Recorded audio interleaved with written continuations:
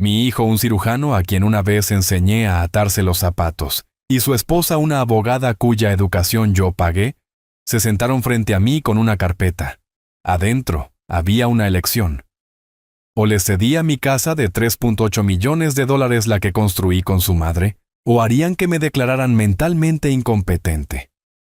Ellos veían a un anciano un problema que debían gestionar. Lo que no vieron fue al auditor, y yo estaba a punto de realizar mi evaluación final. Antes de contarles qué había en la carpeta que preparé para ellos, a cambio me encantaría saber desde dónde están escuchando mi historia. Cuéntenmelo en los comentarios. Y por favor denle al botón de me gusta y suscríbanse a La Furia de la Abuela. Si creen que la verdadera fuerza no se trata de qué tan fuerte puedes gritar, sino de cuánto tiempo puedes planear. El sol de la tarde del domingo calentaba mi espalda. Era ese tipo de calidez suave de septiembre, que se sentía como un recuerdo del verano. Estaba en el jardín de rodillas cuidando las rosas Carolina. Eran sus favoritas. De un rojo aterciopelado profundo con un aroma que podía llenar todo el patio.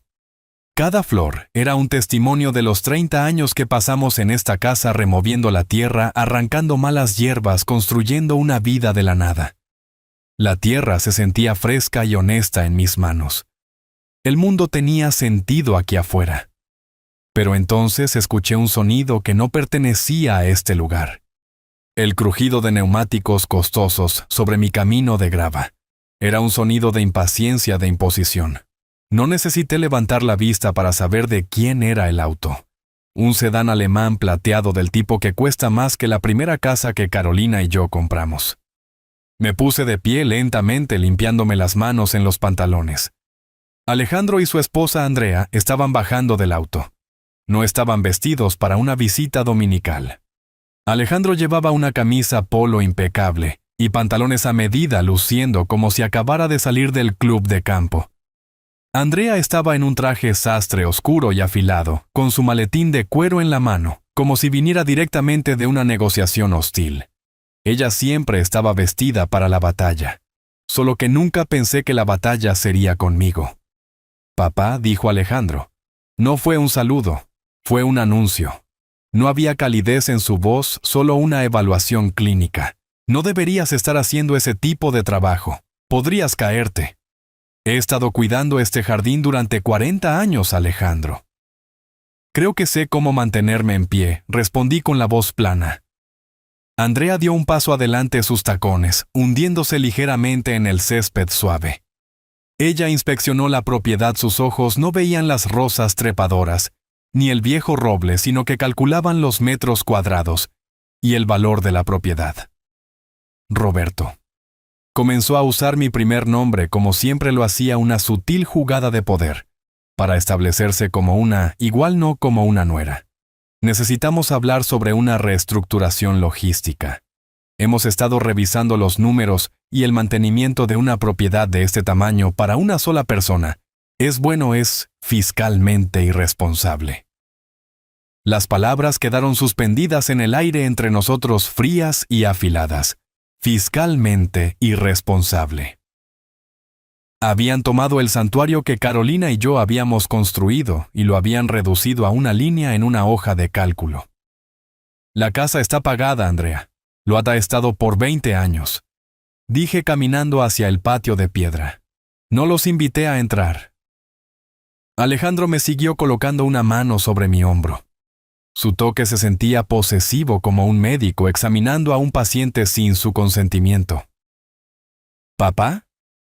No se trata solo del dinero. Hemos estado preocupados. Hemos notado cierta latencia cognitiva en nuestras llamadas recientes. Se trata de mitigar los factores de riesgo. A tu edad, viviendo solo. Dejó que la frase colgara con las palabras no dichas. Demencia, incompetencia, indefensión, flotando en el aire como veneno. Estaban usando sus profesiones como armas. Ella, la abogada, hablaba de activos.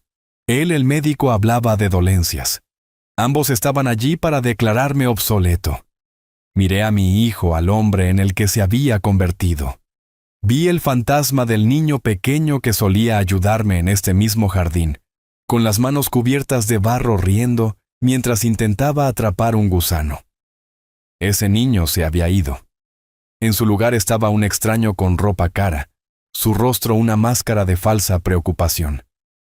«Mamá hubiera querido que te cuidaran», dijo Alejandro presionando su ventaja. Hizo un gesto hacia los rosales. «Ella no querría que te aferraras al pasado de esta manera. No es saludable. Ella hubiera querido que fueras práctico». Esa fue la primera grieta, el momento en que el suelo cedió bajo mis pies. Usar su memoria. La memoria de Carolina como una herramienta para conseguir lo que él quería. Una furia fría, silenciosa y profunda comenzó a solidificarse en mi pecho. Durante 5 años desde que ella falleció, había soportado las llamadas perdidas, las breves visitas transaccionales, la sutil condescendencia. Había confundido su negligencia con ocupaciones, su egoísmo con ambición. Estaba equivocado. Finalmente, los miré a ambos a los ojos. ¿Qué es lo que quieren? La sonrisa profesional de Andrea no llegó a sus ojos. Alejandro tomó aire como si se preparara para entregar un diagnóstico difícil. «Nos mudaremos mañana», papá dijo. «Ya hemos arreglado todo. Tomaremos la suite principal arriba y tú puedes tener la habitación de invitados junto al estudio. Andrea puede manejar las finanzas de la propiedad y yo puedo vigilar mejor tu salud. Es lo mejor. Para todos». El mundo se quedó en silencio. El zumbido de las abejas en las rosas, el ruido distante de una cortadora de césped. Todo se desvaneció. Todo lo que podía escuchar era el eco de sus palabras. «Nos mudaremos mañana». No era una petición, no era una discusión, era un veredicto. Me habían juzgado sentenciado y ahora estaban aquí para ejecutar la orden. Dejé que el silencio se estirara mirándolos. Estaban allí esperando gratitud o tal vez una resistencia simbólica que pudieran superar fácilmente. Habían planeado cada contingencia excepto una. Habían olvidado quién era yo. Mi voz cuando salió era peligrosamente calmada. Nadie, dije enunciando cada palabra con precisión, se mudará a esta casa. El cambio en la atmósfera fue inmediato. La máscara de preocupación de Alejandro parpadeó, revelando un destello de pura frustración. La sonrisa de Andrea se desvaneció por completo, reemplazada por una mirada de cálculo frío y duro. Esta era la parte de la negociación que ella entendía. Hostilidad. No levantó la voz. No lo necesitaba. Con calma colocó su maletín sobre la mesa de vidrio del patio, el clic de los cierres resonando en el patio silencioso. Lo abrió y sacó una carpeta elegante encuadernada en cuero. Ya no era una nuera. Era una litigante en su tribunal. «Esperaba que pudiéramos manejar esto amigablemente», Roberto dijo, bajando la voz a un tono bajo y amenazante. «Pero estamos preparados para este resultado». Deslizó la carpeta sobre la mesa hacia mí. «Tal vez no estés al tanto de los detalles de la ley estatal sobre la tutela. Cuando un individuo es considerado incapaz de administrar sus propios activos significativos, particularmente cuando son de edad avanzada, y muestran signos de lo que un profesional médico podría llamar capacidad disminuida. La familia tiene el deber fiduciario de solicitar al Tribunal de Sucesiones que designe un tutor. Cada palabra era una piedra perfectamente pulida, lanzada con la intención de herir. Alejandro tiene colegas. Continuó señalando a mi hijo, que ahora estaba de pie con los brazos cruzados y una mirada severa en su rostro. Médicos respetados que estarían dispuestos a proporcionar una evaluación profesional de tu estado cognitivo para el tribunal. Sería un asunto público y desagradable. Tus finanzas, tus registros médicos, todo se convertiría en parte del registro judicial. No queremos eso. Tú no quieres eso. Abrió la carpeta. Dentro había 2 documentos colocados uno al lado del otro. Esto, dijo tocando el primer papel, es una escritura de renuncia de propiedad. Tu firma nos agrega a Alejandro y a mí al título de esta casa como copropietarios. Es una solución simple y limpia que protege el activo principal de la familia. Luego su dedo se movió al espacio vacío junto a él. Y este espacio, dijo con su voz como hielo, Es donde evitas que tengamos que presentar las peticiones de tutela el lunes por la mañana. La elección es tuya. Cooperación voluntaria o intervención legal. De cualquier manera, el resultado es el mismo. Estaremos aquí para administrar las cosas. El ultimátum: firmar y entregar mi hogar, mi independencia, mi dignidad, o que me lo arrebataran en un tribunal donde mi propio hijo testificaría contra mi cordura. Lo habían planeado todo. La amenaza médica de él, la amenaza legal de ella. Un movimiento de pinza perfecto y despiadado diseñado para aplastar cualquier resistencia. Me miraron con sus rostros confiados, seguros de su victoria. Veían a un anciano frágil de 72 años, un jardinero, un viudo. Un problema por resolver. Dejé que el silencio colgara en el aire durante un minuto completo. Miré del rostro arrogante de Alejandro a los ojos depredadores de Andrea. Miré los papeles que estaban destinados a ser el fin de mi vida tal como la conocía. Y luego hice algo que nunca esperaron. Sonreí. No fue una sonrisa cálida. Fue la sonrisa tranquila y segura de un hombre que había pasado 40 años auditando las finanzas complejas de las empresas más grandes del mundo. Un hombre que sabía cómo encontrar la falla oculta en cualquier sistema. Me habían presentado lo que pensaban que era un circuito cerrado, una trampa perfecta. Pero habían cometido un error de cálculo fatal. Me habían mostrado toda su estrategia. Sus expresiones de confianza vacilaron, reemplazadas por un destello de confusión. Mi reacción no estaba en su guión. Muy bien, dije con voz uniforme y firme. Mi calma pareció inquietarlos más que cualquier estallido de ira. Reunámonos en la oficina de mi abogado, José Sterling. El viernes a las 10 de la mañana. Podemos discutir los detalles entonces. Me quedé allí en el patio durante mucho tiempo después de que el sedán plateado desapareciera por el camino de entrada. El silencio que dejó atrás era más fuerte que el rugido del motor. El aire que olía a rosas y tierra húmeda. Hacía solo una hora ahora se sentía delgado y estéril. Miré la mesa de vidrio donde había descansado la carpeta de Andrea. Un fantasma de una amenaza todavía impreso en la superficie pulida. Habían entrado en mi casa, el hogar que construí con Carolina, y trataron de convertirlo en una jaula. Habían usado mi amor como una debilidad y mi edad como un arma. Entré de nuevo a la casa sintiéndola desconcertantemente vasta y vacía. Cada objeto familiar parecía observarme. El reloj del abuelo en el pasillo, un regalo de bodas de los padres de Carolina, marcaba cada segundo un latido constante y medido en la nueva y fría realidad. Pasé por la sala y vi la fotografía en la repisa de la chimenea. Era de Carolina y yo, tomada el día que terminamos de construir la terraza con nuestros rostros sonrojados por el sol y el orgullo. Detrás de nosotros, un Alejandro mucho más joven, tal vez de 10 años, sonreía con una mancha de tierra en la mejilla. Por un momento, una ola de pura pena me invadió tan poderosa que casi dobló mis rodillas. No era solo pena por mi esposa, era pena por el hijo que pensé que tenía, la familia que pensé que éramos. Pero la pena es un lujo. Es una manta cálida para una noche fría. Lo que sentía ahora era diferente. Era frío, duro y claro como una capa de hielo formándose sobre un lago profundo. Caminé hacia mi estudio, la única habitación de la casa que era completamente mía. Estaba revestida de madera de cerezo oscuro, llena de libros de historia y finanzas. Aquí era donde había manejado las finanzas de nuestra familia durante 50 años, convirtiendo un salario modesto en una pequeña fortuna a través de una inversión cuidadosa y paciente. Era donde le había enseñado a Alejandro cómo hacer sus impuestos, cómo equilibrar una chequera. Era una habitación de lógica, de causa y efecto. Me senté en mi gastado sillón de cuero, el que todavía conservaba el leve aroma del perfume de Carolina, en la manta que ella guardaba en él. No dudé. No me retorcí las manos. Levanté el teléfono y marqué un número que sabía de memoria. Sonó 2 veces.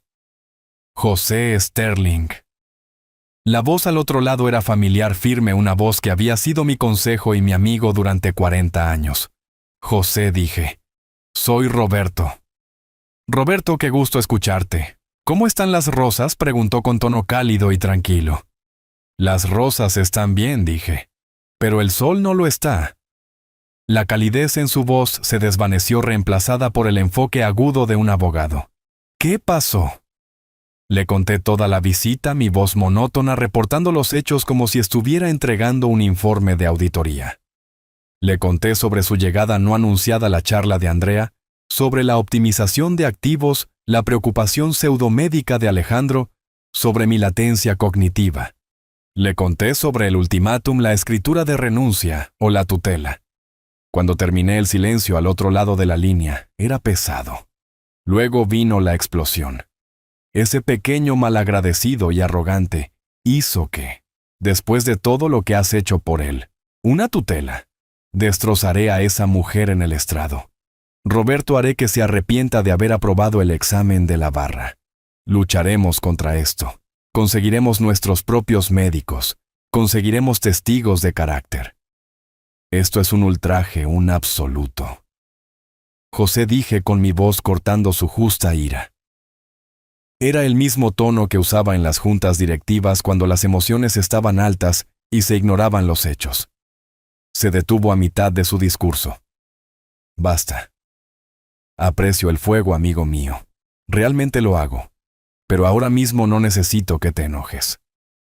Hice una pausa dejando que el peso de mis siguientes palabras se asentara. Necesito que consigas todo. Hubo otro momento de silencio mientras José cambiaba de marcha, el amigo leal retrocediendo, y el abogado astuto dando un paso adelante. ¿Todo?, preguntó su voz ahora baja y enfocada. Define todo, Roberto. Empieza con los archivos de educación, dije. Todos ellos. ¿Recuerdas la matrícula de la academia privada, los 4 años en la universidad para su licenciatura? Saca los registros de todo eso. Quiero un número. Lo recuerdo, dijo José en voz baja. Carolina estaba tan orgullosa. Lo estaba. Estuve de acuerdo, un nudo formándose en mi garganta. Me lo tragué. Este no era el momento para el sentimentalismo. Luego quiero los registros del pago inicial de su primer condominio en la zona exclusiva. El 20% que le di como regalo después de que se graduó. El que vendió 2 años después por el doble, justo antes de conocer a Andrea. Lo tengo, confirmó José. Fue un regalo sustancial. Lo fue, dije. Pero hay un archivo en particular que necesito que encuentres. Es del otoño de 2005. Debería estar etiquetado como préstamo educativo AG. Casi podía escuchar a José frunciendo el ceño a través del teléfono. La matrícula de la escuela de medicina, Roberto. Pensé que pagaste eso directamente. Me dijiste que era un regalo para darle al chico un comienzo limpio. Me recosté en mi silla mirando al techo. Eso es lo que le dije a Alejandro. Eso es lo que le dejé creer. Pero nunca fue un regalo, José. Tú y yo sabemos la verdad. Redactamos los papeles juntos. Recuerda un acuerdo oficial de préstamo intrafamiliar por $350,000. Establecimos una tasa de interés modesta, 4% compuesto anualmente. Tú mismo lo notariaste. Era blindado. La línea quedó en silencio mientras las implicaciones de lo que estaba diciendo se hundían. Había escuchado la conmoción en la voz de José. Dios mío. Roberto finalmente respiró. Lo había olvidado. Nunca lo mencionaste de nuevo. Simplemente lo dejaste pasar. Dejé que él lo olvidara, corregí suavemente. Le dije que podía comenzar a pagarlo en pequeños incrementos una vez que se estableciera como cirujano. ¿Se estableció? Empezó a ganar $500,000 al año, luego $750,000. Pero los pagos nunca llegaron. Nunca pregunté. Pensé que su éxito era pago suficiente. Pensé que la felicidad de mi hijo era mi retorno de inversión. Solté una risa seca y sin humor. Parece que calculé mal los términos de esa felicidad. ¿Qué quieres que haga?, preguntó José con la voz ahora afilada. Quiero que ejecutes los números, dije bajando la voz a casi un susurro. Calcula el capital total y los intereses acumulados de ese préstamo durante los últimos 20 años. Quiero un número preciso legalmente indefendible hasta el último centavo. Luego quiero que compiles un historial financiero completo de cada regalo monetario significativo que le he dado desde su primer auto hasta ese préstamo para su primer consultorio que también fue olvidado. Considera lo hecho, dijo José. ¿Cuál es el siguiente paso? El siguiente paso, dije. Mirando por la ventana mientras el sol comenzaba a ponerse proyectando largas sombras sobre el césped, es encontrarme al mejor investigador privado que conozcas. Alguien tranquilo, profesional e invisible. Tengo la fuerte sospecha de que mi hijo y su esposa tendrán una cena de celebración esta noche, en un restaurante muy costoso. Creen que han ganado. Me gustaría saber exactamente por qué están brindando. Una sombría comprensión se asentó en la voz de José.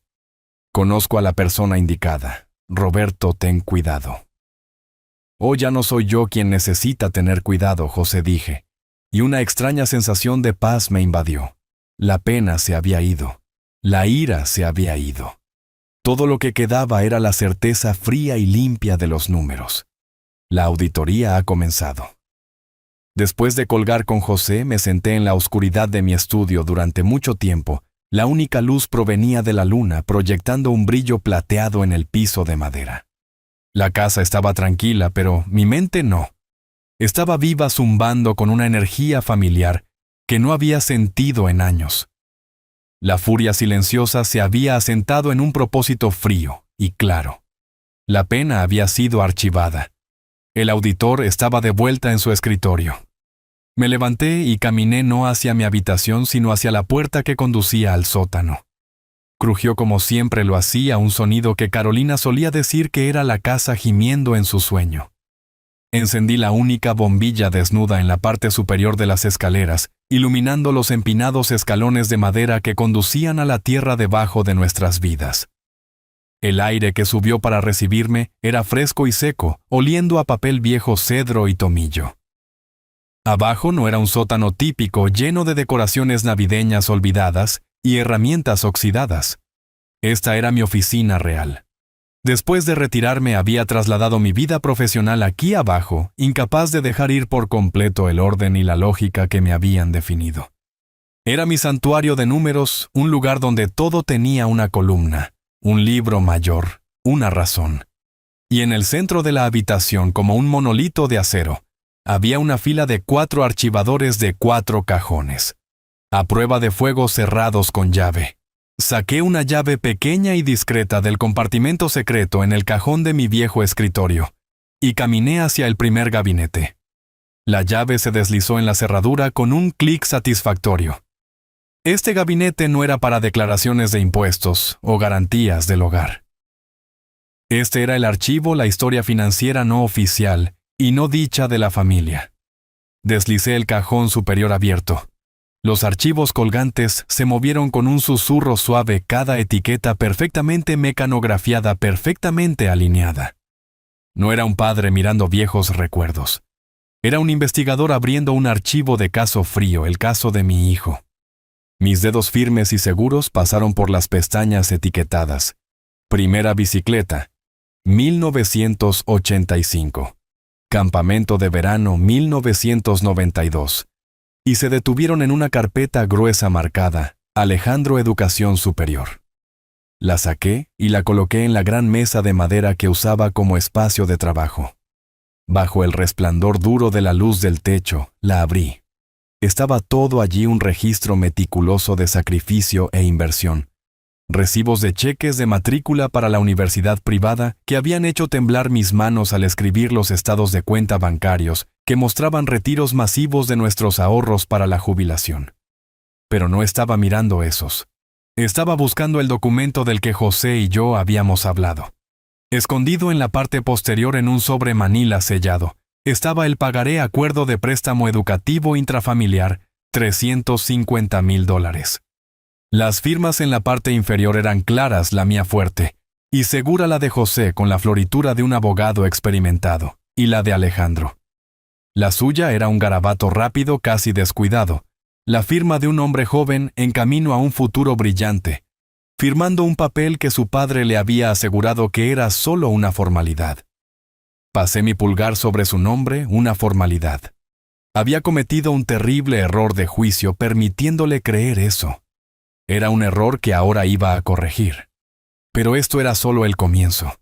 El préstamo era el cimiento, la piedra angular de mi caso. Ahora necesitaba construir la estructura a su alrededor.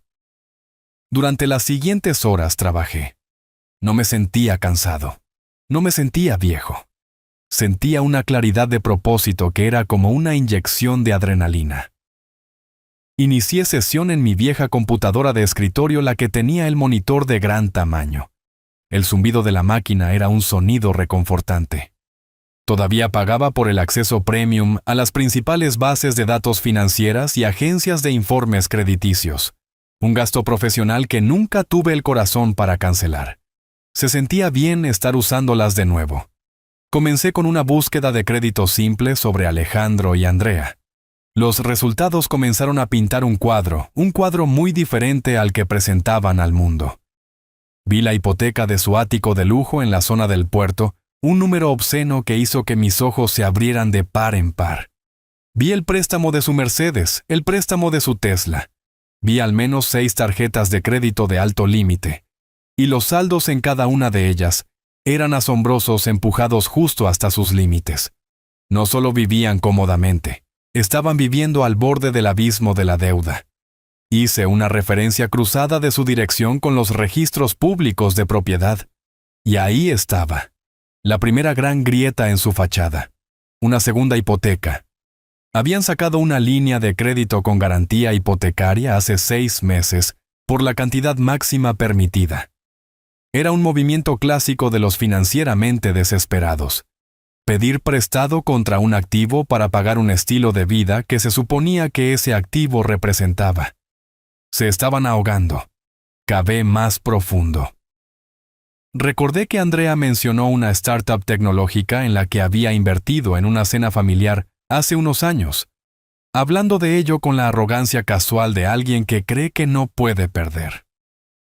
Me tomó menos de 30 minutos de búsqueda en los archivos de noticias de negocios para encontrarla. La compañía había quebrado 18 meses después, llevándose todo el dinero de sus inversores con ella. Encontré una lista de inversores principales. Su nombre estaba en ella. La cantidad era significativa, una pérdida de 6 cifras. Luego dirigí mi atención a Alejandro. Busqué su nombre para su práctica quirúrgica. De hecho, era exitoso, altamente calificado, pero noté algo extraño. No era socio en un hospital importante como yo había creído. Estaba listado como cirujano consultor. Era una diferencia sutil pero significativa. Significaba menos estabilidad sin pensión del hospital. Y lo más importante, significaba que era responsable de su propio seguro de mala praxis, un gasto colosal para un cirujano cardíaco. Accedí a otra base de datos, una que rastrea las presentaciones legales. Escribí su nombre, y entonces encontré la segunda pieza más condenatoria del rompecabezas. Había una demanda por negligencia presentada contra él hace 2 años. Se había resuelto fuera de los tribunales en silencio. Pero los acuerdos no son baratos. Y las primas de seguro después de un acuerdo suben. Suben mucho. Me recosté en mi silla, las piezas encajando en su lugar. El condominio caro, los autos de lujo, las inversiones fallidas, la demanda. No era una imagen de éxito. Era un retrato de desesperación. Habían construido una hermosa y brillante jaula de riqueza, y ahora las paredes se estaban cerrando. Los pagos mensuales de su estilo de vida debían ser astronómicos. Sus ingresos eran altos, pero no lo suficiente para sostener este tipo de hemorragia. Y entonces entendí. Su visita de hoy, el ultimátum, la fea charla sobre la tutela, no era una jugada de poder nacida de la codicia. No del todo. Era un movimiento nacido del puro pánico absoluto. No estaban tratando de hacerse más ricos. Estaban tratando de evitar ir a la bancarrota. Mi casa de $3.8 millones totalmente pagada y libre de deudas, no era un bono para ellos. No era una herencia que intentaban obtener antes de tiempo. Era su único bote salvavidas. y estaban dispuestos a ahogarme para llegar a él. Imprimí cada documento, los informes de crédito, los registros de la hipoteca, los artículos sobre la startup fallida, la presentación judicial de la demanda por mala praxis. Los apilé ordenadamente sobre la mesa. Ya no era una colección de papeles, era un arma precisa, innegable y objetiva. Ya no era solo un padre traicionado, era un auditor que acababa de descubrir un fraude masivo y multifacético. Y los perpetradores eran mi propio hijo y su esposa. Recogí la pila de papeles. Se sentían pesados en mis manos, pesados con el peso de 20 años de mentiras y expectativas, de un amor que se había torcido en un instrumento financiero. Subí las escaleras dejando la luz encendida en el sótano. Ya no necesitaba la oscuridad. Todo estaba ahora perfecta y terriblemente claro. La tormenta ya no se estaba reuniendo. Estaba aquí, y yo era su centro tranquilo y calculador. Los 5 días previos a la reunión del viernes fueron los más largos de mi vida. Me moví por mi casa como un fantasma el tic-tac del reloj del abuelo, contando los segundos para una confrontación que había pasado toda mi vida evitando. Por fuera estaba tranquilo siguiendo mis rutinas diarias. Regué las rosas de Carolina. Leí el periódico de la mañana. Pero por dentro el auditor estaba trabajando horas extra cruzando referencias de cada hecho, anticipando cada movimiento, y preparando el informe final e inalterable. José y yo hablábamos todas las noches nuestras conversaciones breves y codificadas como dos generales planeando una campaña en la víspera de la batalla. Las piezas se estaban moviendo. Las trampas se estaban colocando. Cuando llegó el viernes por la mañana, elegí mi ropa con cuidado. No usé un traje elegante.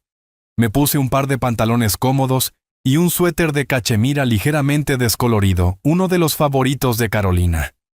Quería parecer suave. Quería parecer cansado. Quería parecer un hombre que estaba listo para rendirse. José me recogió y condujimos a su oficina en un silencio que estaba cargado de estrategia no dicha. La firma de abogados de José Sterling era lo opuesto a todo lo que Alejandro y Andrea representaban. Estaba en el segundo piso de un edificio histórico de ladrillo, en el centro con pisos que crujían y ventanas que daban a un dosel de viejos robles. El aire olía a cuero desgastado, libros viejos y café recién hecho. Era un lugar de fuerza tranquila y duradera, no de poder llamativo y transitorio.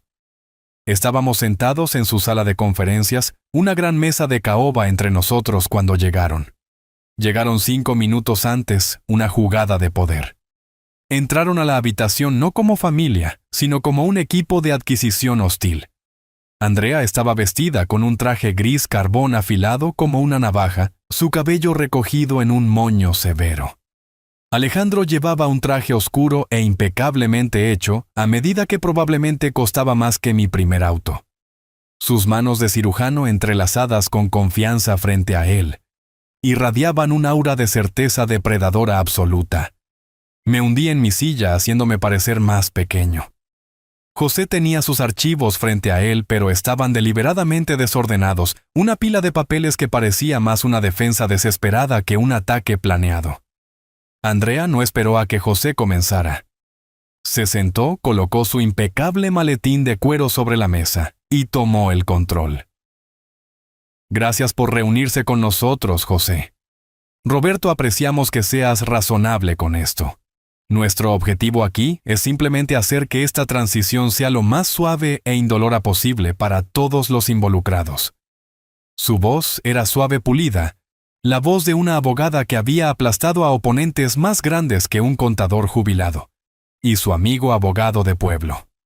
Deslizó una carpeta nueva aún más gruesa sobre la mesa. Me he tomado la libertad de redactar todos los documentos necesarios. Es una escritura de renuncia estándar junto con un poder notarial duradero para asuntos financieros. Es todo estándar realmente.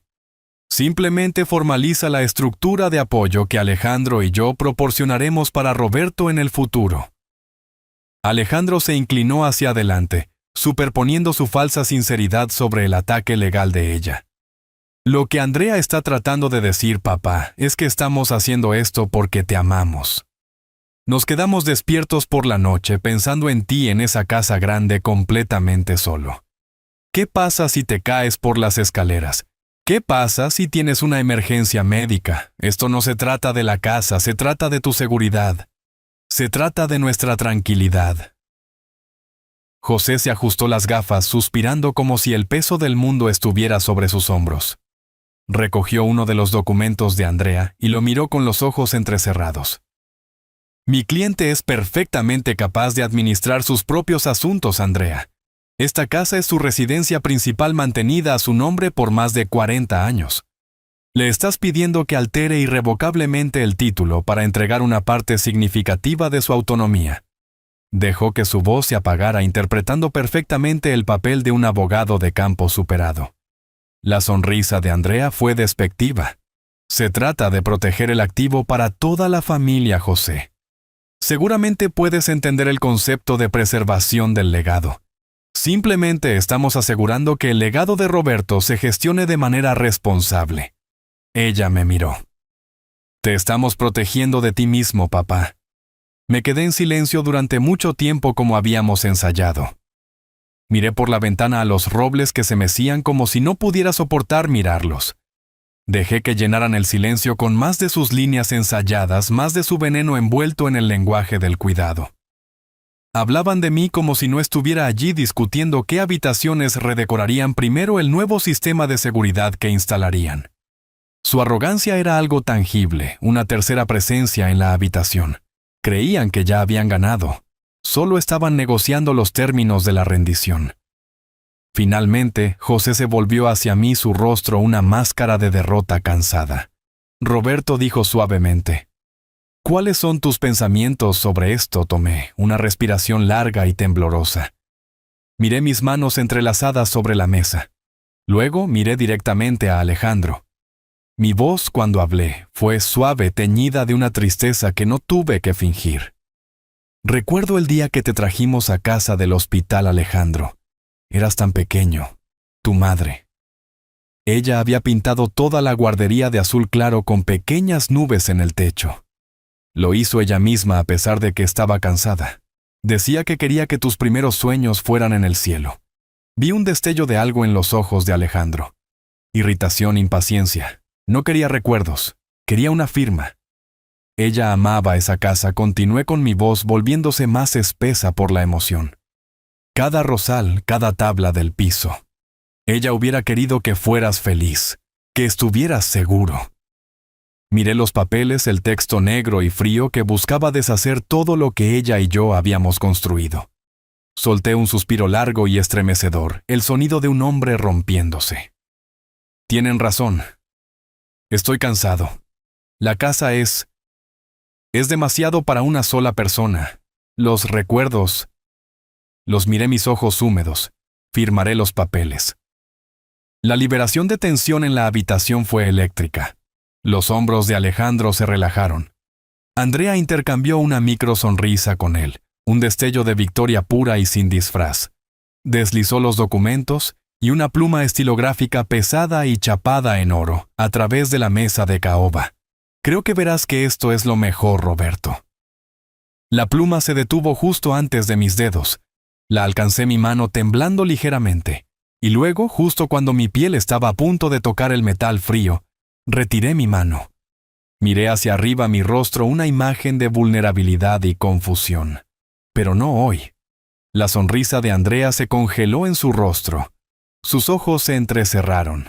¿Qué quieres decir con no hoy? Esto es un gran paso, y dije, mi voz vacilando. Hay cosas en la casa, efectos personales, las cartas de su madre, sus pinturas. Yo necesito unos días para revisarlas también, para decir adiós a la vida que tuvimos allí. Necesito poner mis asuntos en orden antes de que ocurra este cambio. No puedo simplemente firmar todo en un momento. José intervino aprovechando la oportunidad que yo había creado. Sonaba como un abogado suplicando por una pequeña misericordia. Es una petición razonable, Andrea, una petición humana. Al hombre se le pide que ceda su casa. Todo lo que pide es una semana para prepararse emocional y prácticamente. Los documentos serán los mismos el próximo viernes que hoy. Los ojos de Andrea eran como astillas de hielo. Sus instintos legales le gritaban. Los retrasos eran peligrosos. Una semana era una vida en una negociación. Pero Alejandro, cegado por su victoria, vio esto como la última súplica patética de un anciano derrotado. Quería parecer amable en su triunfo. Colocó una mano sobre la de ella. Por supuesto, papá dijo con su voz goteando con descendencia. Entendemos completamente, es un momento emotivo. Tómate la semana, no somos monstruos. Pasaremos por la casa el próximo viernes y podremos firmar todo entonces. Mientras tanto, podemos empezar a pedir presupuestos a los contratistas para la renovación del piso de arriba. Andrea estaba furiosa, podía verlo en el apretón tenso de su mandíbula, pero fue superada por el ego de su esposo. No podía objetar sin parecer la villana que era. Forzó una sonrisa tensa y quebradiza. El próximo viernes, entonces. Se pusieron de pie, recogieron sus cosas y salieron de la oficina con los pasos confiados de los conquistadores. La pesada puerta de roble se cerró detrás de ellos, dejándonos a José y a mí solos en la habitación silenciosa. No hablamos durante un minuto completo. Observé las motas de polvo bailar en el rayo de luz solar que entraba por la ventana. Luego, lentamente, me senté derecho en mi silla. La caída de mis hombros desapareció. El cansancio en mis ojos se evaporó, reemplazado por un brillo enfocado y duro como el diamante. José tomó la pila desordenada de papeles frente a él, y con un movimiento suave los cuadró en una pila perfectamente ordenada. Me miró con una sonrisa lenta, extendiéndose por su rostro. ¿Mordieron el anzuelo?, preguntó. Recogí la pesada pluma de oro que habían dejado sobre la mesa, sintiendo su peso en mi mano. Cayeron redonditos, dije. Esa misma noche la ciudad brillaba con la luz fría y dura de 1.000.000 de ambiciones. Mientras yo estaba en mi sótano tranquilo, desenterrando la verdad del pasado, mi hijo y su esposa estaban en el centro celebrando su versión del futuro. No sabían que estaban siendo observados. No sabían que cada palabra que decían estaba siendo capturada, cada risa triunfante grabada para la posteridad. José había sido eficiente. El investigador privado que contrató era un hombre llamado Peterson, un ex detective con talento para mezclarse con el fondo. Peterson estaba sentado en la barra de un asador ridículamente caro, un lugar con madera oscura, iluminación tenue, y camareros que se movían como fantasmas. Bebía un vaso de agua con gas y miraba su teléfono, un retrato perfecto de un hombre de negocios aburrido, esperando a un cliente. Pero el teléfono no estaba inactivo. Su micrófono apuntaba a una cabina de esquina a 2 mesas de distancia, donde Alejandro y Andrea levantaban sus copas. La primera parte de la grabación que Peterson me envió más tarde esa noche era solo el tintineo del cristal, luego la voz de Andrea aguda y clara. Por una transición suave, dijo las palabras entrelazadas con victoria. «Por finalmente obtener lo que merecemos», respondió Alejandro con su voz llena de satisfacción engreída.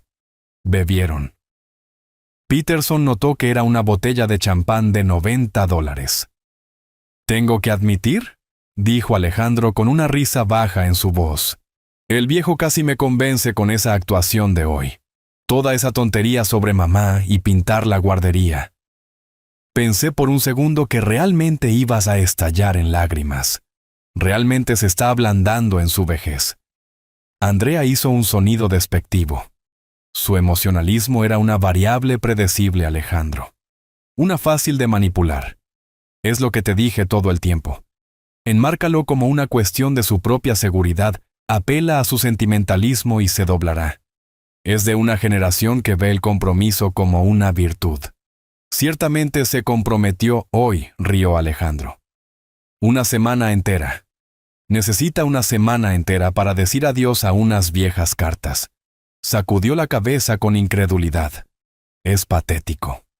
Déjalo tener su semana, dijo Andrea a su tono, cambiando de celebración a todo negocios. No cambia la línea de tiempo. En el momento en que su firma esté en esa escritura de renuncia, el próximo viernes, la enviaré por mensajería al registro del condado y la presentaré electrónicamente. Para el lunes por la tarde seremos inquilinos conjuntos legales en el título. El activo estará asegurado. ¿Y el banco?, preguntó Alejandro inclinándose hacia adelante, su voz bajando a un susurro conspirador. Almorcé con Mark de la división de banca privada, ayer, dijo Andrea. Su voz era segura, confiada. Le dije que estábamos consolidando las propiedades inmobiliarias de nuestra familia. Ya ha preparado el papeleo para una línea de crédito con garantía hipotecaria. Con una propiedad de 3.8 millones como garantía sin gravámenes contra ella, el banco está preparado para extender una línea de crédito que borrará todo en una sola transacción. Todo respiró Alejandro el alivio evidente en su voz. Las tarjetas de crédito. La segunda hipoteca del ático. El préstamo pendiente para tu prima de seguro de mala praxis. Todo. Desaparecido. Nuestra relación deuda-ingreso será prístina. Nuestros puntajes de crédito se dispararán. Tomó un sorbo delicado de su champán. Estaremos limpios. Alejandro se quedó callado por un momento. Podía imaginarlo, su mente corriendo viendo la escotilla de escape que tan desesperadamente necesitaba. Y luego finalmente preguntó. «¿Y luego esperamos?», dijo Andrea. «Jugamos el papel de los hijos obedientes durante un año. Tal vez 18 meses solo para evitar cualquier apariencia de irregularidad. Hacemos algunas renovaciones menores, nada demasiado caro, solo lo suficiente para mostrar que estamos mejorando la propiedad. Y luego vendemos». «¿Vender todo?». «Por supuesto, vender todo», dijo Andrea con un toque de impaciencia en su voz. «No te pongas sentimental ahora, Alejandro. La casa es una herramienta nada más. Su valor está en su liquidez. Con las ganancias de esa venta después de impuestos, tendremos más que suficiente capital inicial». Para la práctica, dijo Alejandro, su voz llena de una emoción codiciosa e infantil. «Mi propia práctica. El instituto quirúrgico. No más juntas de hospital, no más burocracia. Mi nombre en el edificio. Y para mi campaña», agregó Andrea suavemente, «un comité exploratorio para una carrera al Senado estatal requiere una financiación inicial significativa. Andrea, para el Senado. Tiene cierta autoridad, ¿no crees?». Se quedaron callados de nuevo, soñando con los futuros que estaban construyendo sobre las ruinas de mi vida. Entonces, Alejandro hizo la pregunta que selló su destino. «¿Qué pasa con papá? Una vez que se venda la casa, ¿qué hacemos con él?». La voz de Andrea estaba completamente desprovista de emoción. Era la voz de alguien arreglando un problema logístico como reservar una unidad de almacenamiento. «Ya he hecho la investigación preliminar sobre eso. Hay varias instalaciones de vida asistida de primer nivel a lo largo de la costa norte. Lugares con jardines paisajísticos, personal de enfermería, las 24 horas actividades sociales planificadas. He marcado uno que tiene excelentes críticas». «¿Es eso realmente necesario?», preguntó Alejandro. Un destello de algo, tal vez la última brasa moribunda de una conciencia. «Alejandro, sé realista». Andrea espetó su voz cortante. «No vamos a tenerlo viviendo con nosotros en la ciudad. Y no podemos tenerlo viviendo solo. Es una responsabilidad. Esta es la solución más humana. Estará cómodo. Tendrá sus comidas cocinadas para él. Y lo más importante», dijo su voz bajando a una palabra final y escalofriante, «estará supervisado». «Supervisado. Un pupilo. Un problema para ser gestionado y contenido». La grabación capturó el sonido de sus copas tintineando juntas una última vez. «Por el futuro», dijo Alejandro. «Por el futuro», repitió Andrea. Peterson detuvo la grabación, pagó su agua con gas en efectivo y salió a la fresca noche, dejando a mi hijo y a su esposa terminar su champán. Eran completamente ajenos. No tenían idea de que en su momento de triunfo final acababan de darme la única cosa que más necesitaba. Acababan de confesar. Y mi informe de auditor paciente y tranquilo estaba ahora completo. Los 7 días que siguieron a la reunión en la oficina de José fueron una clase magistral en el arte del silencio. Para Alejandro y Andrea fue un silencio que comenzó como una quietud engreída y satisfecha. Habían ganado. El viejo estaba derrotado. Pasaron el fin de semana navegando por catálogos en línea para renovaciones de cocina y muebles italianos de alta gama. Para el lunes, su silencio había cambiado a impaciencia. Para el miércoles, se había cortado en una ansiedad de bajo grado. Empezaron a llamar. Primero fue Alejandro su tono casual. «Hola papá, solo reportándome. Espero que estés bien». La llamada fue al correo de voz. Una hora después, Andrea intentó. Su enfoque fue más directo. «Roberto, es Andrea. Solo llamo para ver si necesitas ayuda con el embalaje de las cajas». Esa llamada también fue al correo de voz. Dejaron mensajes. Enviaron mensajes de texto. Todos quedaron sin respuesta. Su confianza comenzó a deshilacharse en los bordes. «Está siendo dramático», insistió Alejandro a Andrea durante la cena el jueves por la noche. «Supe esto más tarde por el informe final de Peterson. Está haciendo berrinche. Está tratando de hacernos sentir culpables. Déjalo. Estará listo para firmar mañana como prometió». Pero Andrea, la abogada, no estaba tan segura. En su mundo, el silencio no era una respuesta emocional. Era una estrategia. Una llamada no respondida era una bandera roja. Una semana de silencio total de un oponente que pensabas que habías vencido era una sirena. No podía poner el dedo en la llaga, pero un nudo frío de inquietud se estaba apretando en su estómago. Tenía razón en estar preocupada, porque mi silencio no era el silencio de la derrota, era el silencio de un taller.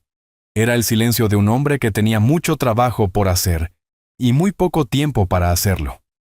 Mientras ellos elegían colores de pintura, yo me reunía con una mujer llamada Sara, una agente de bienes raíces discreta, que José conocía desde hacía años, que se especializaba en ventas privadas fuera del mercado de propiedades de alto valor.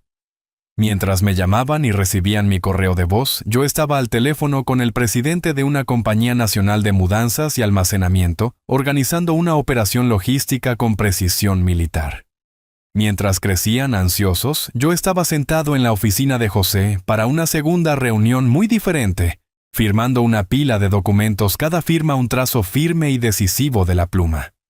La casa era una colmena de actividad tranquila y decidida. Mi plan ya no era solo un pensamiento.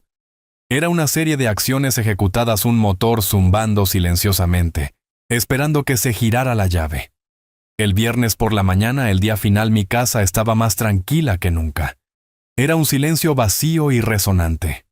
Me senté en mi estudio en el escritorio donde había hecho el trabajo de mi vida, una sola taza de café negro, humeando en mis manos. Estaba tranquilo. Estaba listo. A las 9:30 en punto, mi teléfono vibró sobre la madera pulida del escritorio. Un mensaje de texto de Alejandro. Las palabras brillaban en la pantalla, un faro de su impaciencia y arrogancia. «Vamos en camino. Los de la mudanza llegan al mediodía». Leí el mensaje. Tomé un sorbo lento y deliberado de mi café. El sabor era rico y ligeramente amargo. Levanté el teléfono. Mis pulgares se movieron lentamente escribiendo una respuesta. Cada palabra fue elegida con el cuidado de un auditor, finalizando un informe que cambiaría todo. «Todo está listo para ustedes, hijo. Te he dejado un sobre en la repisa de la chimenea. Léelo antes de descargar nada». Presioné enviar. El mensaje desapareció en el éter. La trampa estaba puesta. La llave había sido girada. Todo lo que quedaba era que caminaran a través de la puerta abierta y descubrieran que la habitación no era en absoluto lo que esperaban. El viaje a la casa estuvo lleno de una energía tensa y triunfante. Alejandro tamborileaba sus dedos en el volante, un ritmo de victoria impaciente. Andrea estaba en su teléfono confirmando la hora de llegada del camión de mudanzas, con un tono nítido y eficiente. Habían esperado una semana y en sus mentes, su premio finalmente estaba listo para ser reclamado. Giraron en mi calle el dosel familiar de arces antiguos, sombreando el camino. Estaban hablando sobre el color que planeaban pintar el dormitorio principal, cuando Alejandro de repente se quedó callado. Su pie golpeó el freno. El costoso sedán se detuvo bruscamente en medio de la carretera. Andrea levantó la vista de su teléfono con una expresión molesta en su rostro. «¿Qué pasa, Alejandro?» Y entonces ella lo vio. Plantado firmemente en el centro de mi césped delantero, perfectamente cuidado, había un letrero. No era una cosa barata y endeble. Era un hermoso letrero de madera oscura de una firma de bienes raíces de alta gama, del tipo que trataba con propiedades tranquilas y multimillonarias. Y en ese letrero, en letras rojas y audaces como la sangre, había una sola palabra imposible: vendido. Por un momento solo miraron fijamente. La palabra no se computaba. Era un fallo en su realidad, un dato que no encajaba en su plan cuidadosamente construido. ¿Qué es eso?, susurró Alejandro, su voz apenas audible.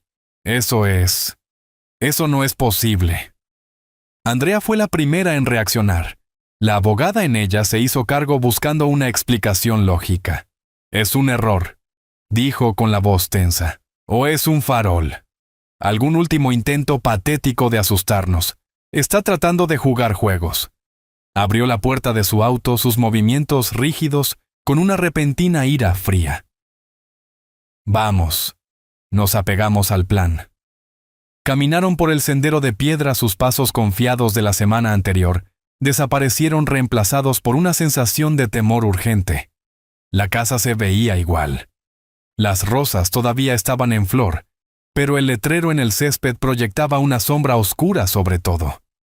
Alejandro buscó su llave con torpeza, su mano temblando ligeramente. Finalmente, la metió en la cerradura, la giró y empujó la pesada puerta de roble para abrirla. El eco de la puerta abriéndose fue lo primero que los golpeó. Sus pasos en el piso de mármol del vestíbulo, generalmente amortiguados por una gruesa alfombra persa, ahora hacían clic y resonaban a través de un vasto espacio cavernoso. Se detuvieron en seco, sus ojos abiertos con incredulidad. La casa estaba vacía, completamente, absolutamente vacía. La alfombra se había ido. El reloj del abuelo se había ido. Los retratos en la pared. La mesa de consola antigua, el candelabro de cristal, todo se había desvanecido. El aire no olía a cera de limón y madera vieja, sino a solución de limpieza industrial y pintura fresca. El aroma anónimo de una propiedad que ha sido neutralizada, despojada de toda personalidad, toda vida. Caminaron lentamente hacia la sala de estar. La luz del sol entraba a través de las enormes ventanas desnudas, iluminando un espacio que ya no era un hogar, sino una cáscara arquitectónica hueca. Las marcas de desgaste donde había estado el sofá, el leve contorno en la pared, donde solía colgar la pintura favorita de Carolina. Era la escena del crimen de una vida que había sido borrada. Y entonces lo vieron. En el centro de la vasta y vacía habitación, sentada sola en la fría repisa de mármol, sobre la chimenea, había un solo objeto, un grueso sobre manila marrón. Mi letra estaba en el frente, clara y firme. Alejandro y Andrea. Se acercaron a él como si fuera una bomba. Andrea, con el rostro como una máscara pálida de furia y confusión, lo arrebató de la repisa. Sus manos temblaban mientras rasgaba la solapa para abrirla. Alejandro se agolpó detrás de ella, mirando por encima de su hombro. El primer documento que sacó fue un fajo de papeles gruesos y de aspecto oficial. En la parte superior, en letras negritas, estaban las palabras: Acuerdo de compra y venta de bienes raíces. Los ojos de Andrea, entrenados para escanear documentos legales en segundos, volaron por la página. Vio la dirección de la propiedad. Vio el precio de venta, $3.800.000. Vio los términos, todo en efectivo sin contingencias. Vio la fecha de cierre el día anterior. Y vio al comprador, una compañía fiduciaria anónima de la que nunca había oído hablar. Un sonido ahogado y estrangulado escapó de su garganta. Es real. Susurró con los papeles temblando en su mano. La vendió. Realmente la vendió. Alejandro le arrebató el contrato con el rostro ceniciento. Miró la línea de la firma, mi firma familiar e inquebrantable. La casa se había ido. Su bote salvavidas, su premio, su futuro. Se había desvanecido en el aire. Pero había más en el sobre. Debajo del contrato de venta había otro documento. Este era diferente. Era un aviso legal formal de la firma de abogados de José Sterling. Los ojos de Alejandro escanearon las primeras líneas con una mirada de total confusión en su rostro. ¿Qué es esto, préstamo educativo? Algún tipo de broma. Andrea arrancó el papel de su mano. Su mente legal entendió al instante. Vio la fecha 2005. Vio el monto principal $350,000. Y luego vio la tabla meticulosamente calculada debajo, que mostraba 20 años de interés compuesto del 4%. Su dedo trazó a lo largo de la línea inferior el número final aterrador. ¡Oh, Dios mío! Respiró dejando salir todo el aire de sus pulmones. Es la matrícula de la escuela de medicina. No fue un regalo. Fue un préstamo. Miró a Alejandro con los ojos abiertos de horror. Alejandro está cobrando el préstamo con intereses. Le debemos casi $700,000. Los cimientos de su mundo acababan de colapsar. No solo habían perdido un activo de 3.8 millones, acababan de heredar una deuda del tamaño de una hipoteca, y todavía había más. El siguiente artículo no era un documento legal, era una simple transcripción mecanografiada. Mientras leían las primeras líneas, los últimos rastros de color se drenaron de sus rostros. Alejandro el viejo casi me convence con esa actuación de hoy. Toda esa tontería sobre mamá y pintar la guardería. Andrea, su emocionalismo era una variable predecible, Alejandro. Una fácil de manipular. Estaban leyendo sus propias palabras. Su engreída conversación de celebración del restaurante puesta al descubierto en tinta negra y fría. Leyeron sobre sus planes para sacar una línea de crédito.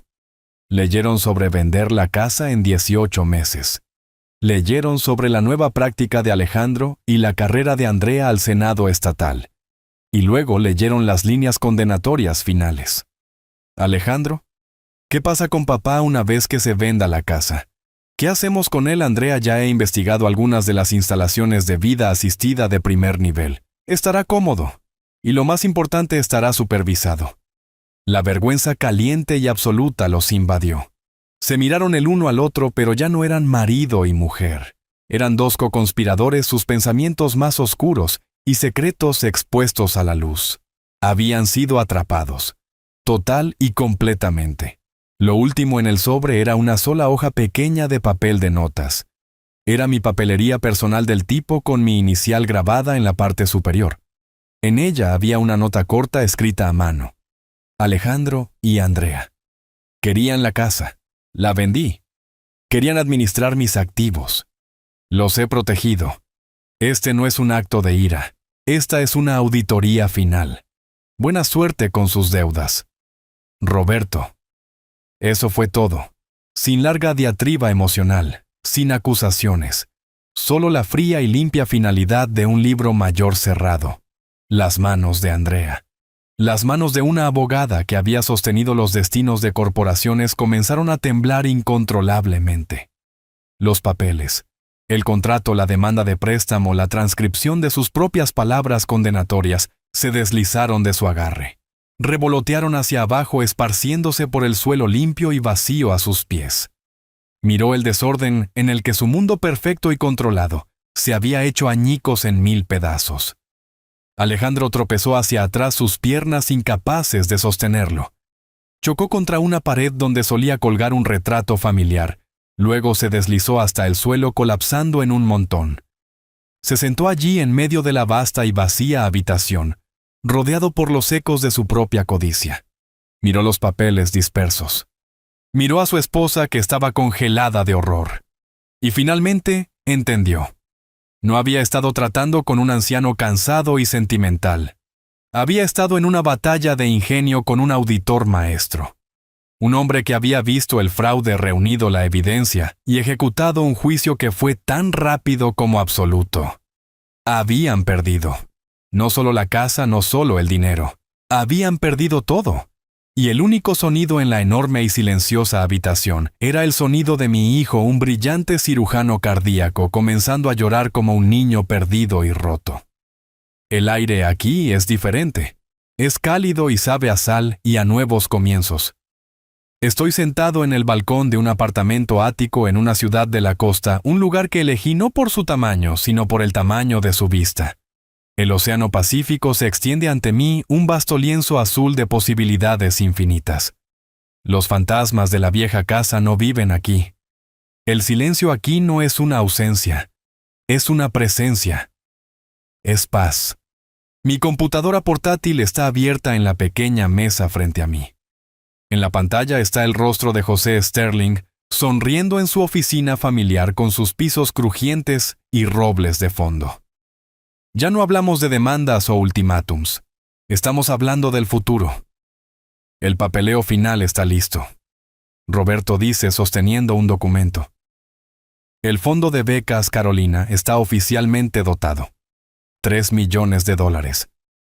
Es una de las donaciones individuales más grandes que la universidad haya recibido jamás. Miro su rostro en la pantalla, mi amigo más antiguo y verdadero. A ella le hubiera gustado eso, digo con mi voz firme. Ella siempre creyó en la educación no solo como una forma de conseguir un trabajo, sino como una forma de construir un alma. Va a ayudar a muchos jóvenes merecedores, dice José. Está designado específicamente para estudiantes de medicina y derecho, que demuestren necesidad financiera y un compromiso con el servicio público. Asiento mirando hacia el azul infinito del océano. Su madre digo en voz baja, y sé que José entiende a quién me refiero. Ella hubiera querido que su dinero se usara para crear médicos y abogados con corazón, no solo unos que solo conocen los números. Terminamos nuestro negocio y José se despide con un cálido adiós. Cierro la computadora portátil y la pantalla se oscurece. Estoy solo ahora, pero no me siento solo. La rabia se ha ido. La necesidad de victoria se ha ido. Han sido reemplazadas por una calma tranquila y asentada. No he destruido a mi hijo. Simplemente le he presentado la factura de sus propias elecciones. La auditoría está completa. Los libros están equilibrados. Sobre la mesa junto a mi computadora portátil hay un pequeño marco plateado. Sostiene mi foto favorita de Carolina. Ella se está riendo con la cabeza inclinada hacia atrás, el sol atrapando la luz en su cabello. Fue tomada en esta misma costa hace muchos años, en unas vacaciones donde soñamos con retirarnos algún día al calor. Levanto mi taza de té, miro su rostro sonriente y por primera vez en mucho, mucho tiempo le devuelvo la sonrisa. Una sonrisa real. Es la sonrisa de un hombre que es libre, un hombre cuya dignidad es suya de nuevo. El orden ha sido restaurado, el verdadero legado ha sido protegido. El juego ha terminado y he ganado. Esta historia es un poderoso recordatorio de que la verdadera fuerza a menudo no reside en la agresión, sino en la sabiduría tranquila y la planificación meticulosa. Nos enseña que subestimar a nuestros mayores, viéndolos como reliquias en lugar de recursos, es un grave error de cálculo. La codicia nos ciega ante el hecho de que una vida de experiencia es un arma formidable. La victoria de Roberto no nació de la ira, sino de la aplicación tranquila y precisa de sus habilidades. En última instancia, el cuento muestra que el mayor legado no es la riqueza que acumulamos, sino la dignidad que protegemos y el bien que creamos en el mundo. Si esta historia resonó contigo, compártela con alguien que aprecie que las personas más calladas a menudo tienen las lecciones más poderosas que enseñar.